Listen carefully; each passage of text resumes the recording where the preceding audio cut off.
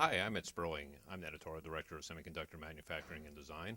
I'm here with Juan Rey, the Senior Director of Engineering for Caliber at Mentor Graphics. We're starting to get into some very complex technology areas. We're dealing with FinFETs now. We're probably going to be dealing with double patterning at 20 nanometers.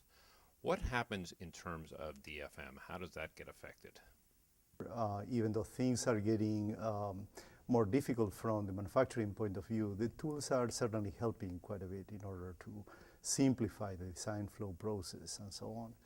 And so when you look at double patterning, what we are seeing is that it is following a path that is similar to DFM, in the sense that companies such as the custom companies or custom designers are the ones that are affected first. And they tend to hide quite a bit of the complexity in well-designed standard cells or IP blocks that then when you look at digital designs, simplify and hide quite a bit of that complexity, such that IC designers at SoC level or digital level don't have to worry much about it.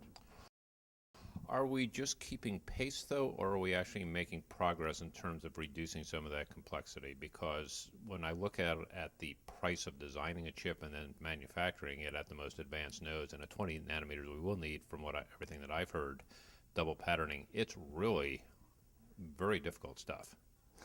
It is, but it is exactly as I said. When you go to a semiconductor fab, their objective is always going to be that you as a designer shouldn't worry about it. And they are putting flows together that are going to help designers to not have to worry about the low-level details of what happens in double patterning. On the other side, when you look at people that want to be really on the leading edge and want to take the ultimate advantage, they are going to need tools that help them understand double patterning better and be a lot more aggressive on their designs. 3D stacking affect all of this. We're starting to deal with TSVs that we've never had to deal with before. Well, 3D is actually quite interesting the way that it is evolving. If you look at it, people are really looking at it essentially as an extension of 2D right now.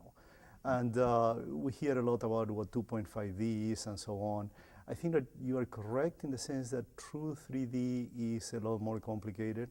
It will require more advanced and complex tools. We are doing quite a bit of research in that space. When you start considering how the through-silicon vias are going to behave, what their electrical characteristics are going to be, especially at high frequencies, we may have some issues there that are still in the research phase and may require some more advanced tools and techniques. How about some of the things like near gate analysis? Where do we stand on those fronts?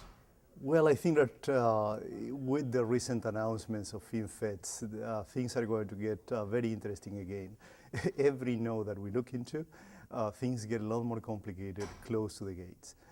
With FinFETs, those effects we expect that are going to be a lot more predominant. For example, we have to be a lot more careful when we look at parasitic extraction issues, capacitances near the gates, capacitances, the effect on the interaction between contacts and gates, and so on. So because of that reason, we really need to pay quite a bit of attention to 3D extraction effects and come up with tools that are going to be essentially field solver based in order to actually get the level of accuracy that is required at that level. To some extent, what we're talking about here is context, right, in terms of the design? That's very much the case. So anything that we look into the variability space and variability domain needs to consider that. And because of that, because we start having effects that are at full die level, not very localized, and because of that, you have to really complete your design in order to do a full sign-off analysis. And then we also have the process variability, which we have to wrestle with, which becomes much more of an issue when we get down into the more advanced nodes too. Very much. That type of effects just get more complicated, not node after node. Juan Rey, thank you very much.